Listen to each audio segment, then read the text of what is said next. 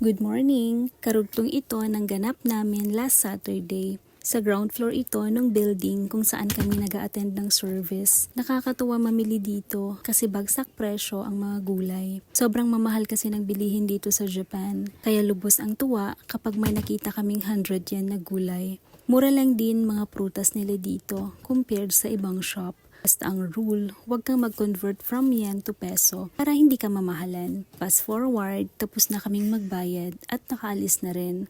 Pauwi na kami ng time na to. Tingnan nyo sila. Ang ganda ng suot nila, no? Traditional na damit yan ng mga Hapon. Anyways, naisipan nga muna naming dumaan dito sa Nishimatsuya. Sikat na bilihan ito ng mga baby essentials. Naka-yellow tag ngayon, patapos na kasi ang summer kaya nagsisale na sila. Sooner, pang autumn at winter na ang i-display nila. Dito sa Japan, mas masarap mamili kapag patapos na ang season. Like ngayon, patapos na ang summer kaya naka-sale na ang mga summer outfits. Kaya kami dito, mas madalas mamili kapag end of season na.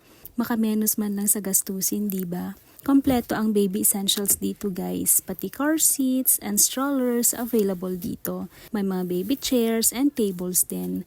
Kanina may nakita kayong mga payong and raincoats, may mga botas pa nga.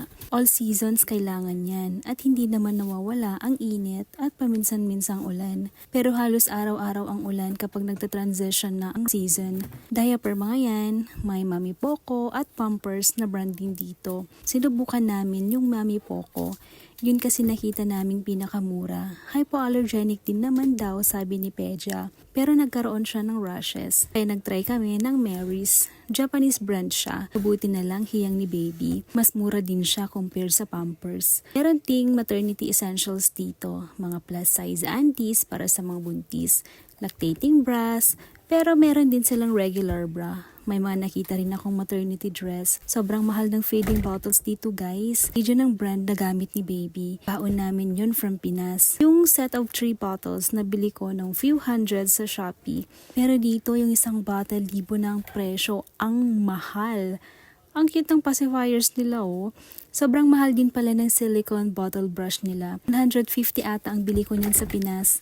Syempre, sa Shopee ulit. Sana pala nagbaon ako ng marami. Gold kasi ang presyo dito. Marami ring toys dito guys. Meron para sa mga newborn, sa mga infants, and toddlers. Basta children's toy kompleto. Available din ang mga beddings at unan. May breastfeeding pillow pa nga akong nakita. Isa yun sa bibilhin namin since marunong na humawak ng bottle si Yuna kapag nagme-milk siya. Makakabili rin dito ng toiletries at mga laundry soap. Hindi nga lang available bath soap ni baby dito, kaya sa Amazon kami kukuha. Nagbaon kami ng marami from Pinas. Good for 5 months pa yon. Kaya matagal-tagal pa bago kami makapag-order. 2 to 3 times naliligo si baby, kaya magastos sa sabon. Pero madalas, 2 beses lang sa isang araw. Morning, after ng breakfast niya, at sa evening bago siya matulog. Anyways, even formula milk and vitamins meron din sila. Baby foods nga napansin ko meron din. Mga process nga lang kaya X agad. Nagbabayad na pala kami dyan. Nagpahabol ako ng water cup niya. Straw cup na yan, yung una ko kasing nabili. Regular cup na tinutungga. Natatapon lang ang tubig kaya madalas nalalaro niya lang. Gustong-gusto pa man din niya kapag may nahawakan siyang basa.